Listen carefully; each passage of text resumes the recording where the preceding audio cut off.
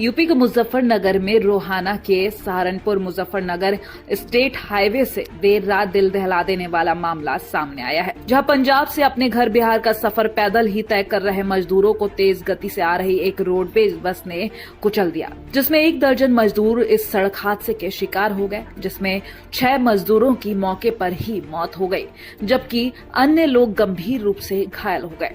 घटना की सूचना मिलते ही पुलिस ने मौके पर पहुंचकर सभी घायलों को उपचार के लिए जिला चिकित्सालय भिजवाया। वहीं मृतकों के शवों का पंचनामा भर पोस्टमार्टम के लिए भेज दिए गए हैं। इसके अलावा पुलिस ने बस को भी हिरासत में ले चालक की तलाश शुरू कर दी है। यह हादसा एक्सीडेंट की सुनवाई में आई है, रोडवेज से हुआ है। मजदूर थे, वो बेचारे पैदल आ रहे थे। आते में वो बता रहे कि उनके बच्चे थे, 3 बच्चे रह गए साथ के, उनके साथ में 11 लोग बता रहे हैं। 11 में 3 तो बच गए, 5 घायल खत्म हो गए और जो बाकी रह गए 6, उनकी संभावना कुछ ऐसी है।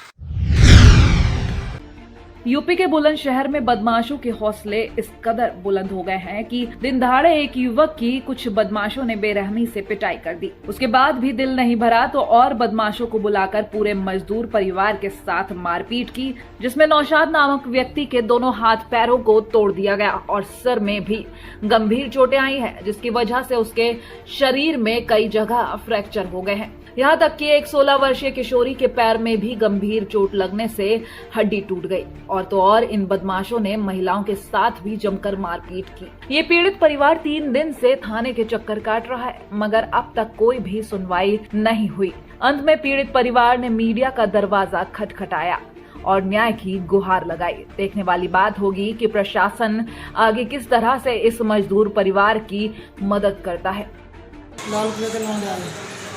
किस बात के लिए झगड़ा हुआ तुम्हारा? बच्चों के ऊपर बात हुई, जरा सी बात के ऊपर हमारा। अच्छा, तो तुम्हारी जो चोट आई है किस चीज़ से है? मेरे ये मारी दिमाग में। किसने मारी? उन्होंने पथराव करा। कितने लोग थे? 14-15 लोग हैं। अच्छा, इस मामले में पुलिस को सूचना दी तुमने? हाँ दी।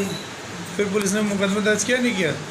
क्या वो आया नहीं करना वो भी ना करी थी मारपीट हमारे साथ में। क्यों करी मारपीट? बच्चों के ऊपर हमने बच्चों को उन्होंने मारा था। बच्चों को मैं कहने से बात करना आई बच्चों को मार रही थी। हम ऐसे मारेंगे, हम ऐसे मारेंगे, यहाँ बैठेंगे ऐसे मारेंगे। क्या हुआ उसके बाद? तो उन्होंने उनका लड़का है, उसके आदमी और वे हस्बैंड उनके उनसे चिपड़ गए थे। फिर उसके बाद क्या हुआ? तो उन्होंने मारछेद कर दी थी। हमारे नंदे कहने लगा तुम क्यों बोल रहे लेडीज बोल रही है जब, तो तुम आदमी को कोई नहीं काम नहीं है बोलने का। फरमान और सिराज के तीनों बेटे और भी उनके साथ आए थे, जिन्होंने मारपीट करी है और उन्होंने पीछे से फायरिंग भी करी और मारपीट करने के बाद किस की चोट आई है इसमें? चोट इसमें नौशाद के आई है और तरन्नुम के आई है। अच्छा, कितने लोग थे? कम से कम 15-16 थे। यूपी के आगरा के थाना खेड़ा राठौर क्षेत्र के अंतर्गत गांव सिमराई के पास चंबल के बीहड़ में जंगली जानवर तेंदुआ का शव मिलने से वन कर्मियों में हड़कंप मच गया। सूचना पर वन विभाग के उच्च अधिकारी पहुंचे और घटना का जायजा लिया। जानकारी के अनुसार थाना खेड़ा राठौर के सिमराई गांव के चंबल के बीहड़ में एक विशाल तेंदुआ मृत अवस्था में मिला। वन कर्मियों ने इसकी सूचना वन विभाग के उच्च अधिकारियों को दी। सूचना पर Manish Mittal, DFO Agra, R K Rathore ranger बाद मौके पर पहुंचे और घटना का जायजा लिया। तेंदुआ की गर्दन पर धारदार हथियार के निशान पाए गए हैं। मृत तेंदुआ का शव पोस्टमार्टम के लिए बरेली भेजा गया है। पोस्टमार्टम रिपोर्ट के बाद मौत का कारण ठीक से स्पष्ट हो जाएगा। अभी तेंदुआ की एक बॉडी इनको मिली है आज सुबह और प्रथमता दृष्टि से जो इसकी मौत हुई है, इसके डॉक्टर साहब वगैरह बता रहे हैं कोई शार्प एज्ड वेपन संभवतः गर्दन में लगा है। अभी क्या कारण है, कहाँ लगा, कैसे लगा, तो इसके लिए एक जांच टीम बिठा दी गई है। जांच करके हमको तत्काल 48 घंटे में रिपोर्ट दे देगी कि क्या वजह थी और कौन इसके लिए जिम्मेदार था, कौन नहीं था। तो उसके लिए भी FIR के लिए भी हमने डीएफओ साहब को बता दिया। FIR भी हो गई और कोई ग्रामीण भी इसके लिए जिम्मेदार था, उस पर कड़ी कार्रवाई होगी। झांसी के महारानी लक्ष्मीबाई मेडिकल कॉलेज में कोविड-19 हॉस्पिटल से 3 और कोरोना के मरीजों को डिस्चार्ज किया गया। उनकी लगातार रिपोर्ट नेगेटिव आ रही थी। वहीं जिलाधिकारी आंद्रा वामसी ने बताया कि हम मरीजों का उपचार उचित ढंग से कर पा रहे हैं, जिसका परिणाम सबके सामने है। उन्होंने कहा कि इस समय झांसी जनपद में पॉजिटिव पाए गए कुल मरीजों की संख्या 30 हो चुकी है। इनमें से 3 मरीजों की मृत्यु हो चुकी है। एक महिला मरीज को पहले ही ठीक होने पर डिस्चार्ज कर दिया गया है, जबकि 3 अन्य मरीजों को अब हॉस्पिटल से छुट्टी दी जा चुकी है।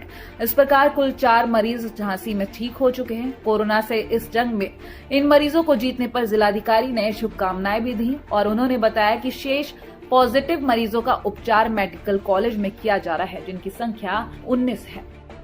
आज हमारे जो 3 पेशेंट्स हैं जो पॉजिटिव टर्न नेगेटिव है, उन लोगों का डिस्चार्ज की प्रक्रिया चालू की गई है। 2 लोगों की रिपोर्ट आई है नेगेटिव। ये विगत 3 सैंपल्स में नेगेटिव रिपोर्ट पाए गए तो फिर तो इन लोगों को डिस्चार्ज कर दिया था। जो कोविड डिस्चार्ज प्रोटोकॉल के तहत इन लोगों को अपना घर तक भिजवाने के लिए एम्बुलेंस की व्यवस्था भी की गई है और इन लोगों को आइंदा आने वाले दिनों में भी होम क्वारंटाइन में रहना है। एक और रिपोर्ट आना बाकी है तो शाम 9 बजे तक इन लोगों को भी डिस्चार्ज कर देंगे।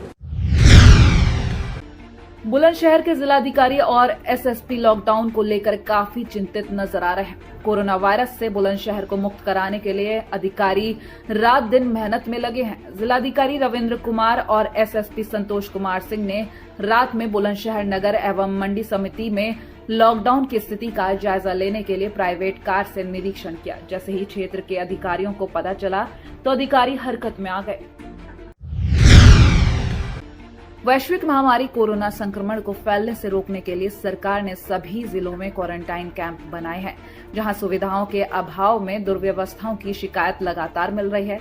जिले के यूपी बिहार बॉर्डर पर बने क्वारंटीन सेंटर में रह रहे लोगों का एक वीडियो वायरल हुआ है, जहां लोगों ने खाना और पानी नहीं मिलने की शिकायत की है। लेकिन हद तो तब हो गई जब जांच करने पहुंचे एसडीएम दुर्व्यवस्था को दूर करने की बजाय खुद पीड़ित को धमकी देने पर उतारू हो गए।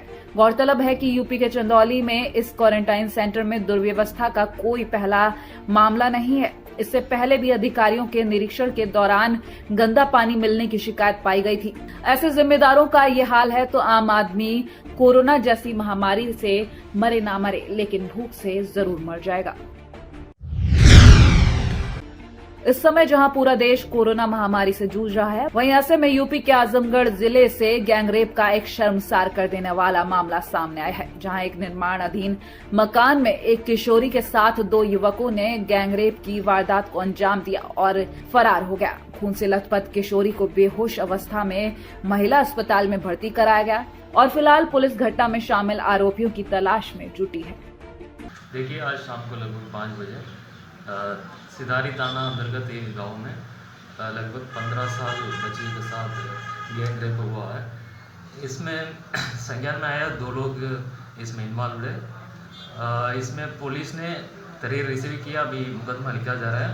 ये दोनों फरार है। ये दोनों को गिरफ्तारी के लिए प्रयास हो रहा है।